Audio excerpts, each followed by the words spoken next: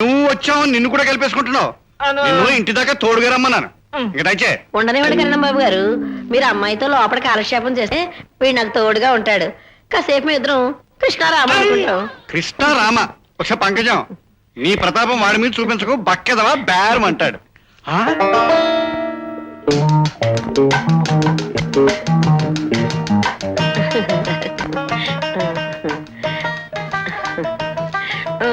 చిత్రాంగి, నా చిత్రాంగి. ఇందా, నా బుట్టల రొట్టి. మీ కారణంగా మంచం బాగా చేయించుకోలేక చస్తున్నాను అనుకోండి. మంచాన్ని నేనేం చేశానే, మల్లెపూ దండ తీసుకో. మన క్రోధం అయితే మన దాటికి ఓ రాత్రి 3 మంచాలు ఇరిగిపోయేవి. ఏమే చిత్ర, పంతులు మందు కొట్టేసి కోళ్ళ కునికేసేసాడా? అంతకన్నా తీసి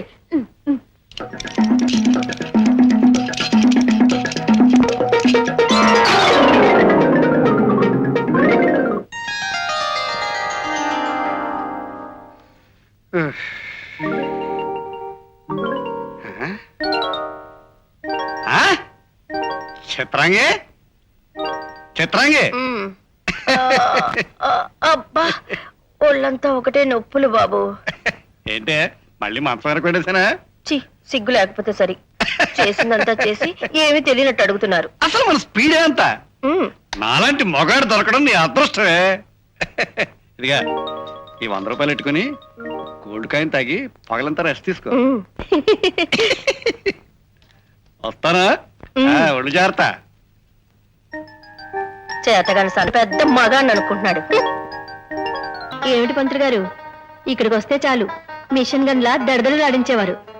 ఈ రోజు చాలా నీరసంగా కనపడుతున్నారే.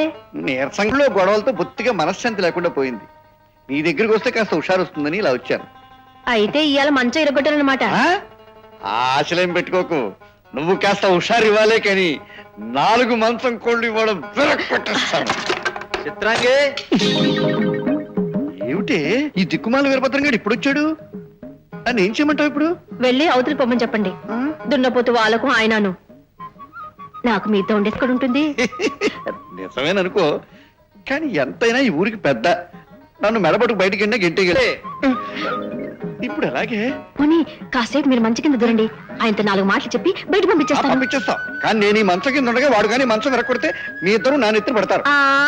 ఆయన మీ అంత మనగాడు కాదులేండి. అది నిజమే అనుకో. చిత్రాంగి, దూరండి. తప్పదా? తప్పదు. త్వరగా పంపించి. అమ్మో చిత్రాంగి, ఇన్నేనే యామే చిత్రాంగి, ఇందాక నుంచి పిలుస్తున్నాను, బయటికి రావేమే? ఎలాగూ మీరే లోపలికి వస్తారు కదా అని. నేను రావటం కాదే, ఈ రాత్రి జరిపిస్తాను. ఏంటి డబల్ గొంతు అరుస్తున్నావు?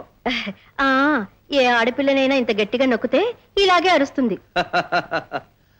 వెళ్ళి సాపాదిండి పట్టరా చెబుతాను. ఈ రోజు ఇక్కడ వద్దు, డాబా మీదకి వెళ్దాం. డాబా లేదు గీబలేదు, నాకు మూడ్ వచ్చేసింది. సాపేసేవే. నా రాజా కదూ, నా మాట వినమ్మా. డాబా మీదకి వెళ్దాం. సరేరా. పుట్టుకు మీరు వెళ్ళిపోండి. అబ్బా, వీడెక్కడ దొరికాడండి నా ప్రాణానికి? సమయం చూసి దెబ్బ కొట్టకపోతే నాకు మనశ్శాంతి ఉండదు. ఏమిటోనే చిత్రాంగి, రాత్రంతా నీతో గడిపి ఇంటికి వెళ్ళానుకో, ఒళ్ళంతా నొప్పులే నొప్పులు. మరి మీరు సామాన్యులు ఏమిటి? మరి మనం అంటే ఏమిటనుకున్నావే, అభినవ మదన కాంబోజ రాజులం. ఎవరు వచ్చినట్టున్నారు? చూడు, ఆ వచ్చింది వీరభద్రంగాడు అయితే చెప్పుచ్చు కొట్టి గుమ్మం తగ్గించి బయటికి పంపించే. నన్ను మంచం కింద దూరమండాలో అటకే కూర్చోమండాలు చేసావంటే నేను ఊరుకోను.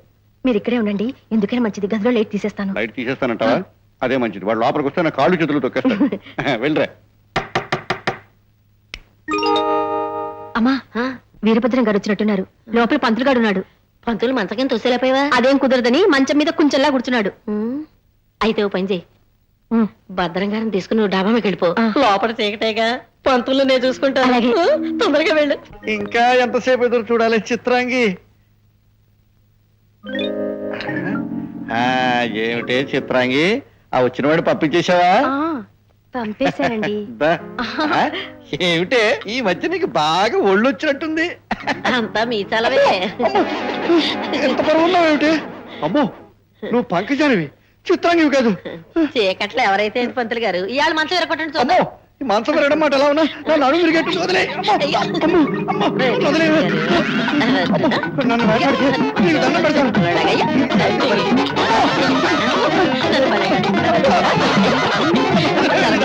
చూద్దాం